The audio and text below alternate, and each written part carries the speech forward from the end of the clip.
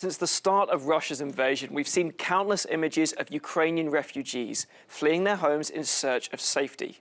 The United Nations estimates that more than 3 million people have already fled the conflict, and many more still expected to do so.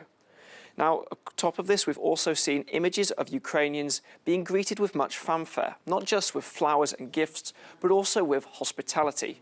In the European Union, Ukrainian refugees have been granted a temporary protected status, which gives them full access to both work and healthcare.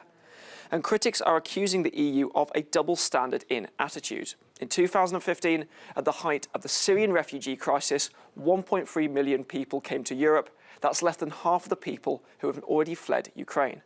Earlier, my colleague Fuller spoke to Steve Ali, a Syrian refugee who spent over a year in France before making it to the United Kingdom. He told us how the current Ukrainian crisis made him feel. I saw the other day a photo of some Ukrainian refugees being welcomed by government officials in Calais. And while I think that is really great that the Ukrainian war crisis is receiving great attention from the entire world, I think it also sheds some light on how other refugees from Asia and Africa are treated, basically.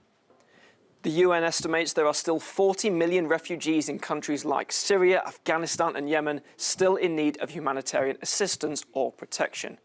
But the European Union has denied allegations of this double standard. Commission Vice President Margarita Schinas says that there is a universal policy that is being applied across the bloc.